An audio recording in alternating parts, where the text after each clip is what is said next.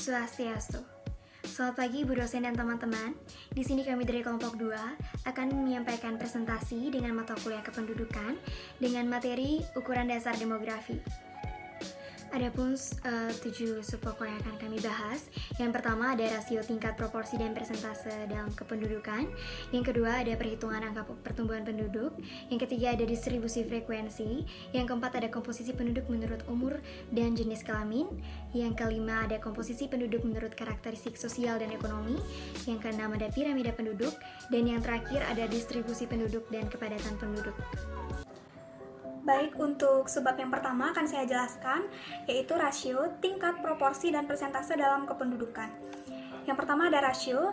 Rasio dapat didefinisikan sebagai bilangan yang menyatakan nilai relatif antara dua bilangan. Beberapa contoh rasio yang sering digunakan yaitu yang pertama rasio jenis kelamin, dengan contoh bila murid laki-laki diberi simbol A dan kemudian murid perempuan diberi simbol B, maka sek rasionya adalah A per B dikali 100. Yang kedua ada rasio beban tanggungan, dengan rumus P0 min 14 ditambah P65 ditambah dikali 100 dan kemudian P15 min 64. Yang ketiga rasio jenis kelamin menurut kelompok umur dengan rumus MI per FI dikali K. Yang keempat kepadatan penduduk dengan rumus PI per AI. Dan yang terakhir rasio anak-anak dan wanita dengan rumus P0 min 4 per P F15 min 49 dikali K. Selanjutnya ada tingkat atau rate digunakan untuk menganalisis peristiwa-peristiwa demografis dalam jangka waktu tertentu. Yang pertama yaitu tingkat kelahiran kasar atau CBR dengan rumus B atau jumlah kelahiran tertentu per PM atau jumlah penduduk pada pertengahan tahun kemudian dikali 1000. Dan yang kedua yaitu tingkat kematian kasar atau CDR dengan rumus D atau jumlah kematian tertentu per PM atau jumlah penduduk pada pertengahan tahun kemudian dikali 1000. Kemudian yang terakhir yaitu proporsi dan persentase, merupakan ukuran perbandingan antara dua bilangan di mana pembilangnya merupakan bagian dari penyebut atau jumlah satu subgrup penduduk dibagi dengan jumlah seluruh penduduk. Dan bila proporsi ini dinyatakan dalam per 100%, maka proporsi diganti nama yaitu menjadi persentase.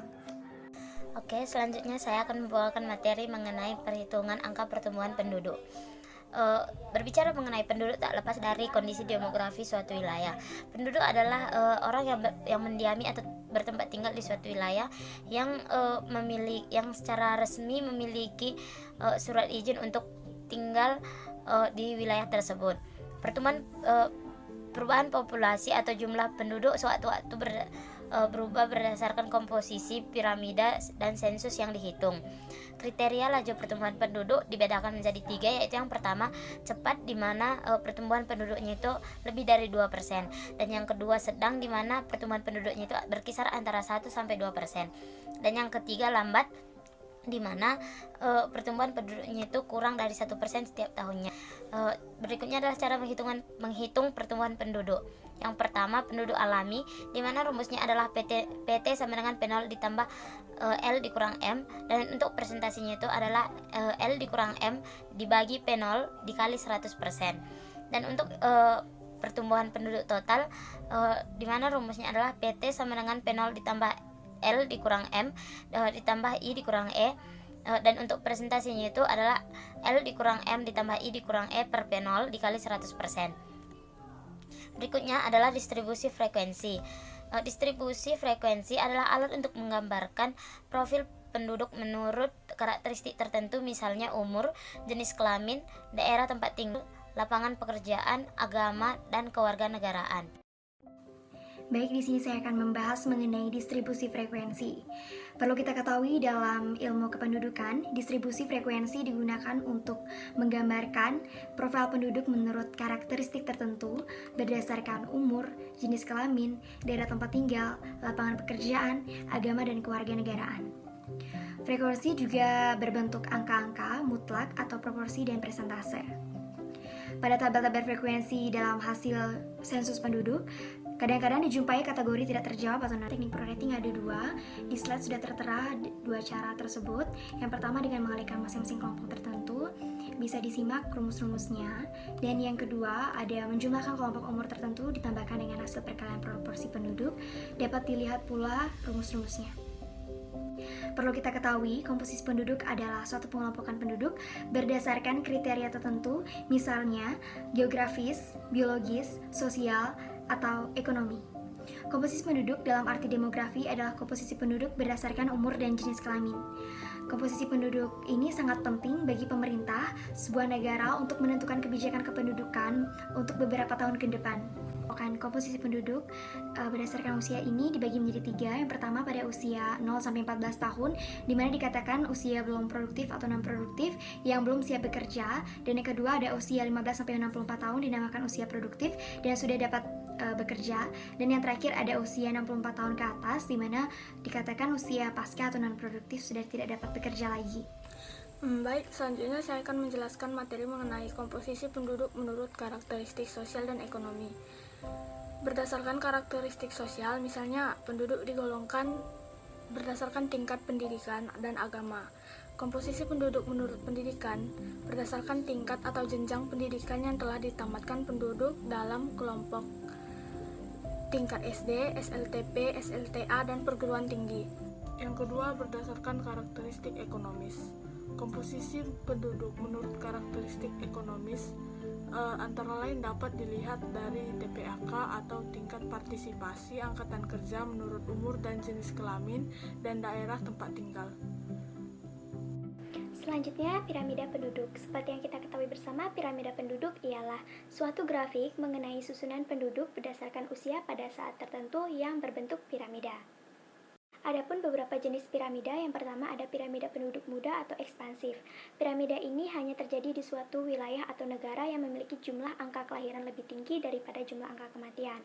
Untuk gambarnya dapat dilihat pada layar dengan ciri-ciri yang sudah tertera pada layar, di mana tingkat kelahiran sangat tinggi, jumlah penduduk usia muda sangat besar, pertumbuhan penduduk tinggi, kelompok usia tua sedikit. Yang kedua ada piramida penduduk stasioner atau granat, di mana piramida ini menunjukkan tingkat atau jumlah suatu kelahiran yang hampir sama atau seimbang dengan jumlah angka kematian. Untuk gambarnya dapat dilihat pada dengan ciri-ciri tingkat kelahiran yang cukup rendah, tingkat kematian yang hampir rendah, jumlah penduduk pada setiap kategori atau kelompok hampir sama.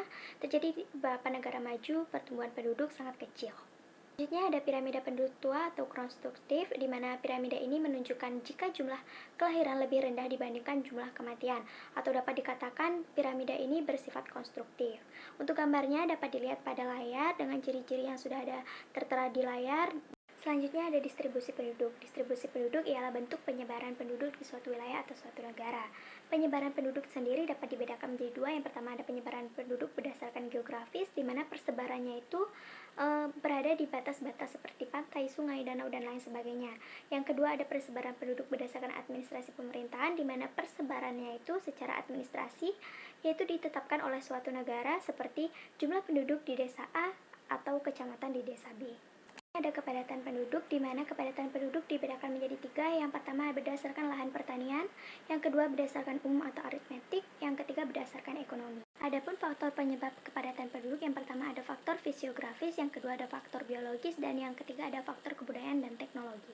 Karena dampak yang dirasakan cukup besar, maka perlu adanya upaya untuk memeratakan penyebaran penduduk di tiap-tiap daerah. Upaya-upaya tersebut yang pertama ada pemerataan pembangunan, yang kedua penciptaan lapangan kerja di daerah-daerah yang jarang penduduknya dan di daerah perdesaan, yang ketiga memberikan penyuluhan terhadap masyarakat tentang pengelolaan lingkungan di alamnya.